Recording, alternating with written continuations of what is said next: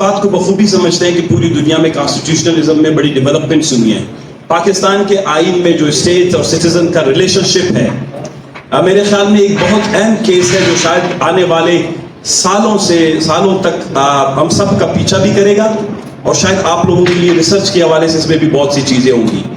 وہ یہ ہے کہ آئین کے اندر میرے خیال میں جو بنیادی کچھ اس کا اسٹرکچر ہے اسٹیٹ سٹیزن ریلیشن شپ کے حوالے سے، وہ آرٹیکل تقریباً 1 اور 2 سے شروع ہو کے آرٹیکل 8 تک چلا جاتا ہے، جس میں آپ کو یاد ہوگا کہ ابھی آرٹیکل 5 کے تحت انہوں نے یہ کہا کہ ڈاکٹر مارنگ صاحبہ اسٹیٹ کے ساتھ اپنی لائلٹی کو جو ہے ثابت کرنے کے لیے ہمیں ایک الفیہ بیان دیں. اور آپ لوگوں نے آپ میں سے بہت سے لوگوں نے شاید آئین کا جو ہے وہ آرٹیکل 5 پڑھنے سے پہلے آپ لوگوں نے آرٹیکل 4 بھی پڑھا ہوگا، آرٹیکل 3 بھی پڑھا ہوگا، 2 بھی پڑھا ہوگا. کسی شہری کو ریاست سے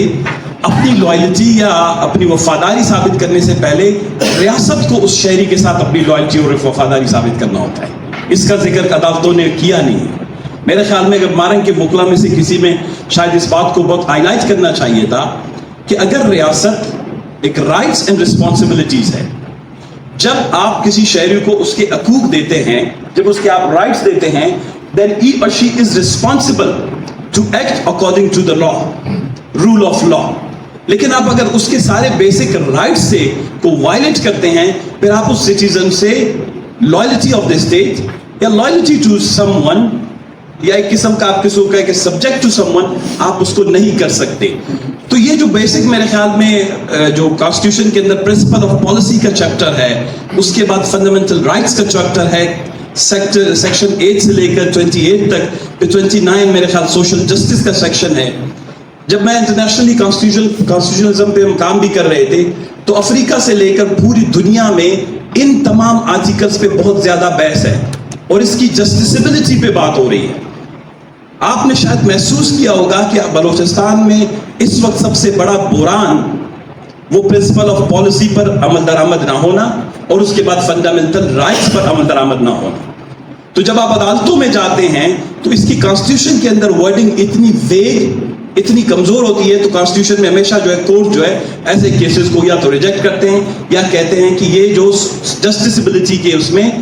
ایریا میں یا دائرے میں نہیں آتے ہیں. تو افریقہ کے اندر بہت بڑی جو ہے لائرز نے موومنٹ چلائی، کانسٹیٹیوشنل ایکسپرٹس نے موومنٹ چلائی. ہم نے جو ابھی 2-3 کانسٹیٹیوشنز وہاں پر جو ڈیزائن کیے، اس میں پرٹیکولرلی جو ہے دنیا کے اندر اکثر جو آئین بنے ہیں ان کے اندر principle of policy, fundamental rights, اس کو جو ہے جسٹسیبلٹی، یعنی کوئی بھی عدالت میں اگر اس معاملے پہ کوئی کیس جاتا ہے تو عدالت امیڈیٹلی جو ہے اس کو بغیر کوئی سوچے سمجھے اس کو ایکسپٹ کر لیتا ہے. یعنی آپ کے آرٹیکل 29 میں یہ ہے کہ آپ تعلیم دیں گے، صحت دیں گے، صاف پانی دیں گے، سیکیورٹی کا بندوبست کریں گے، سڑکوں پر رکاوٹیں نہیں ڈالیں گے، وہ سارے فنڈامنٹل رائٹس میں. لیکن آپ جب کوئی درخواست اٹھا کے چلے جاتے ہیں کورٹ میں تو کورٹ آپ کو ہمیشہ سے یہ کہہ دیتا ہے کہ یہ جسٹسیبلٹی کے سیکشن میں نہیں آتا. یہ ہے کہ یہ کچھ اس طرح کے تصور ہے آئین کا، یہ آئین کا تصور ہے، یہ آئین کے فرائض میں شامل نہیں ہے. تو مجھے امید ہے کہ اس طرح کا بلوچستان کے اندر جو اس وقت آئینی، قانونی اور انسانی حقوق کا جو بحران اس وقت جنم لے چکا ہے، وہ میرے خیال میں اس وقت بلوچستان کے اندر اس ڈیبیٹ کو بھی دوبارہ سے زندہ ہونا چاہیے، اس پہ بات کرنی چاہیے.